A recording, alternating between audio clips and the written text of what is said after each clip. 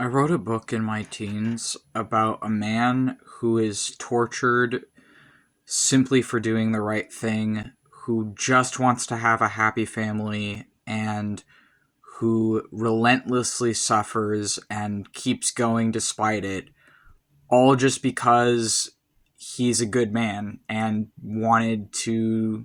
help people and have a family. And it is because he is just a guy. It's just because he was there that he gets tortured. And looking back, I realize that the reason I wrote that fantasy book, that no one really has read except for me, and I think my cousin might have read it as well. It's no longer on my website. I currently only have my autobiography on my website, which I might want to edit or alter at some point, but I don't have my fantasy book on my website anymore because my website was hacked, but that's a whole other story. I had to rebuild my website from scratch, and I still don't know how to back up my website technically, so if it gets hacked again, I'm just not gonna have a website. Because this is, yeah. But anyways, my story, which is called Aelmar Carasinus Lenoric, is about an alien goat man who is tortured for existing and for being a kind man. And his main goal is to have a happy family. And it's just because he is there. There's no actual rhyme or reason to why he's tortured, other than that it's meant to be a reflection of how a lot of the times the people who are good in this world are the ones who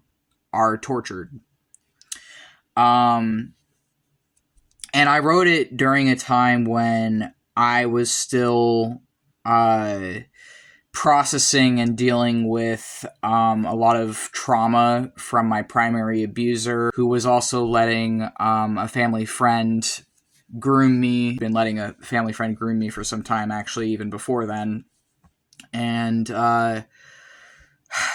now recognize that that fantasy book was a way for me to process the feelings that I felt towards my own life, but through a fictional lens and through a fantasy lens. And I think that writing that story was an outlet for my PTSD and for my trauma that was diagnosed later in me. Since I just self-published my book on my blog before my blog was hacked, and now there's no publicly available copy of my book, I do want to make a publicly available copy of my book at some point. I've thought about maybe like self-publishing, trying to get like a version of it that I could sell, but frankly, when you're a disabled artist that lives in poverty, I don't really feel like it's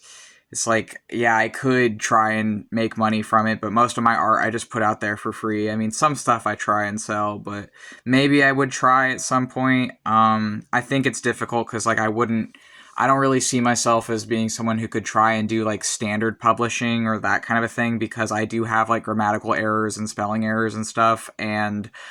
like, I just, as an autistic person, like, that is a part of my autism. Like, I can't help that, and I don't really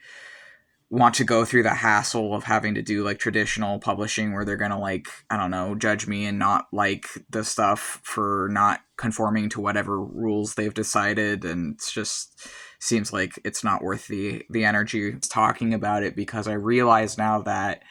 that story and some of the other stories that I made